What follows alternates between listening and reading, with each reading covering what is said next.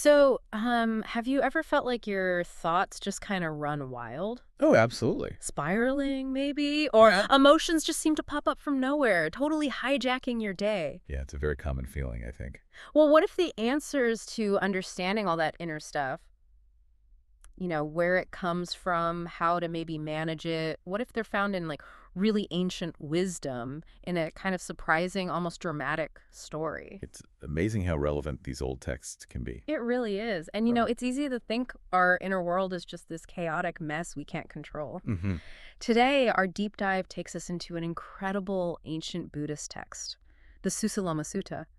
It offers a truly, well, eye-opening perspective. It really does. We're going to unpack this fascinating dialogue, and it has, I think, really profound implications for how you understand your own mind, like right now. Definitely. Okay, so the scene. It's set in ancient Gayā, a place known for its spiritual significance. Right. The Blessed One, Bhagava, who many understand as the Buddha, is staying somewhere quiet. But it's a bit unusual. A bit, yeah. It's a dwelling called a Manka. And this place isn't just some random hut. It's actually the home of a powerful, kind of supernatural being, a Yaksha. Right, a yaksha. These beings are often depicted as powerful, sometimes temperamental nature spirits. Exactly. And this one's name is Sūciloma. So you have this calm, meditative setting, but it's about to be, well, seriously disrupted. And what's really interesting is how it starts. So Bhagava's there, meditating, and two yakshas, Kharō and this Sūciloma, they just happen to pass by. Okay. Kharō sees Bhagava and immediately recognizes him, just says, that is an ascetic, simple observation. Uh-huh. But Sūciloma, he's different. Known for being challenging, skeptical, he kind of scoffs. Scoffs. Yeah, and calls Bhagava a samachako. It's a dismissive term, implies like a lesser ascetic, maybe even a fake one. Oh, okay. So disrespectful. Very. And Sūciloma declares basically, I need to check this guy out, see if he's the real deal. Ah, so right away, there's tension, a challenge. Exactly. It sets up this direct challenge to Bhagava's spiritual status, really. And Sūciloma doesn't just think it right. He actually does something. He acts immediately. He walks right up to Bhagava. Okay. And then, in this really bold, confrontational move, he physically moves his body very close to Bhagava's. Wow. That's quite provocative, like getting right in his personal space. Extremely provocative. It's a clear test of composure, of will. And what happens next? Well, it really raises the stakes. How does Bhagava react to that? I mean, someone getting right up in your face like that? Well, his reaction is described as serene, almost subtle. He just moves his body away slightly. Ah, no big reaction then. No, a very calm, non-confrontational response. Hmm. But Sūciloma isn't put off. Maybe he's even more irritated by the lack of reaction. Could be. Because he immediately demands, are you afraid of me, ascetic? Straight to the point. And Bhagava's reply is just steady, unwavering. He says, I'm not afraid of you, friend. But then adds, but your touch is unwholesome. Interesting. Not afraid, but acknowledging the contact is negative. Unwholesome. Precisely. And this seems to just fuel Sūciloma. He escalates. Big time. Oh, how? He lays down this threat. He says, basically, answer my question, or... Or what? Or, he says, I will throw off your mind, meaning like drive you mad. Oh, Or, I will cleave your heart, shatter your spirit. good grief. Or, and this one is really dramatic, I will take you by the feet and throw you across the Ganges River. Across the Ganges, that's a serious threat. Makes it crystal clear how high the stakes are here. Absolutely stark. Life and sanity are on the line, seemingly. But Bhagava, he stays calm through this. Completely unflappable. It's quite remarkable. His response to this, well, frankly, impossible threat is just incredibly powerful. What does he say? He states very clearly that he sees no one in the entire world, not gods, not Mara. Mara, right, the tempter figure. Exactly. Not Brahma, the creator god, No. not other ascetics, Brahmins, humans. No one at all who could actually carry out such a threat against him. That's incredible confidence. Supreme confidence. And then, almost disarmingly, he just invites Sūciloma, ask whatever you wish. Just like that, after those threats. Just like that. It's an amazing display of inner strength, isn't it? It really is. So the floor is open. What does Sūciloma ask? This must be the core of it. It absolutely is. Yeah. This brings us to the pivotal question, the heart of this whole encounter, and really our deep dive today. Sūciloma asks it in verse. Okay. He asks, where do passion and hatred originate? The big ones. The really big ones. And also, where do discontent, delight, and horripilation. Horripilation, like goosebumps. Exactly that. Physical sensation, sometimes linked to fear or awe. Where do they arise? Okay, so the origins of major emotions and even physical reactions. What else? And then, this is really intriguing, from where do mental thoughts arise? Our ordinary thinking mind. Uh-huh. And he adds this analogy. And how do they get cast away like young boys throwing a crooked stick? A crooked stick. That's a fascinating image, like clumsy attempts to get rid of unwanted thoughts. It really paints a picture, doesn't it? Our awkward struggles with our own minds. You can almost see it. Yeah, I can relate to that. Trying to toss away a thought and it just doesn't go straight.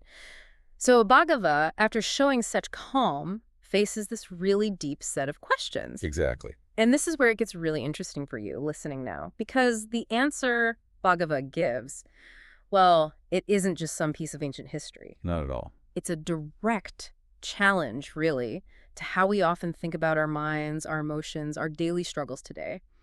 We're about to dig into Bhagava's profound and surprisingly direct answer. An answer that might just change how you view your own inner landscape. Yeah. So let's get into that answer. What does Bhagava say? Where do all these things come from? Well, connecting this back, Bhagava's fundamental answer to Sūciloma's deep question is, on the surface, very simple. Okay. But it's utterly transformative. He says that all these powerful states, passion, hatred, discontent, delight, even those wandering thoughts, Yeah. they originate internally. The text literally has him say, ito, from here. From here, meaning from within us. Exactly. From within you. They aren't, external forces just attacking us. They arise right out of our own experience, our own being. Wow. Okay, stop right there for a second. If our biggest emotional challenges are racing thoughts, if they're not external attacks, but fundamentally internal, what does that mean for us, for you listening? Well, it changes everything, doesn't it? It feels like it shifts the focus entirely. Like maybe we stop blaming the traffic or our boss or the weather. Right. Or at least we see those things as triggers, perhaps, Yeah. but not the source. The source is closer to home. Closer, inside us. So it shifts the locus of control, as you said. Precisely. And Bhagava doesn't just leave it at from here. He elaborates, using these really powerful, vivid analogies in the next verses to explain this internal origin. Analogies help. What does he use? He says these states are born from affection, snehaja, and arisen from oneself, atasamputa. Born from affection, arisen from oneself. Okay. And then to show how they spread, how they latch on to sensual pleasures, kamasu, he uses two amazing images from nature. Like what? First, he says they spread widely and cling, like the roots of a banyan tree. You know how banyan roots spread everywhere, intertwining. Oh, yeah, those trees are incredible. Roots everywhere. Exactly like that. That's how these internal states, these desires and thoughts, can spread and take hold within us. That makes sense. What's the other image? Or, he says, they're like a maluva creeper, maluva vavita, that just grows extensively, covering everything in the forest. Another image of something spreading and covering ground. Taking over, almost. Right. These natural images make something abstract, like the origin of thoughts, feel really concrete and memorable. You understand how deeply these things can root themselves inside us. That imagery really does make it click. It's not just an abstract idea. It's like this living process happening inside. Okay, so if understanding where these roots are, understanding this internal origin is the key. Right. What's the next step? What's the actionable part? And that's the truly compelling part, the actionable wisdom. In the next verse, Bhagava states that those who genuinely understand where these states originate. Yatonidana, right. Understanding the source. Exactly, yatonidana. Those who get that, who grasp the root cause, they're the ones who can dispel them. Vinodenti. So insight leads to freedom. Understanding the source lets you deal with it effectively. Precisely. It's not about just fighting the feelings or thoughts blindly. It's about knowing their origin, knowing they arise from within you, from your own affections and self-concept, really. That knowledge gives you the power to manage them, to undermine their hold. It's like knowing where the weed comes from so you can pull it out by the root, not just cut the top off. That's a perfect analogy. You cut the root. And for those who truly grasp this, who really understand this internal source and work with that knowledge, Yes. Bhagavad concludes with this incredibly powerful image. He talks about crossing this hard-to-cross flood. A flood. Metaphorical, obviously. Yes, a metaphor for samsara, the cycle of suffering, confusion, repeated existence.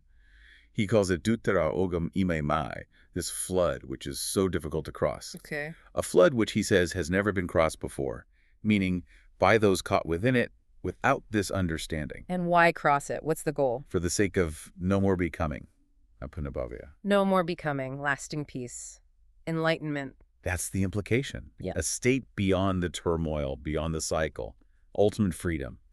And it all stems from that core insight Sūciloma asked about, knowing where it all begins. Wow. From a tense confrontation with a yaksha to the path to ultimate peace, it all hinges on understanding that origin point within ourselves. It's a profound arc. It really is. So for you listening, here's maybe something to chew on, to think about after this. If our deepest challenges, those overwhelming emotions, the thoughts that just won't stop if they are really rooted within us, as this ancient dialogue so powerfully suggests, Yeah. what does that actually mean for how you approach your own growth, your own well-being day to day? That's the real question, isn't it? How might this ancient wisdom empower you, maybe, to look inward more often for solutions? Instead of always searching for, I don't know, external fixes or blaming external things, where do you look first? A powerful question to reflect on.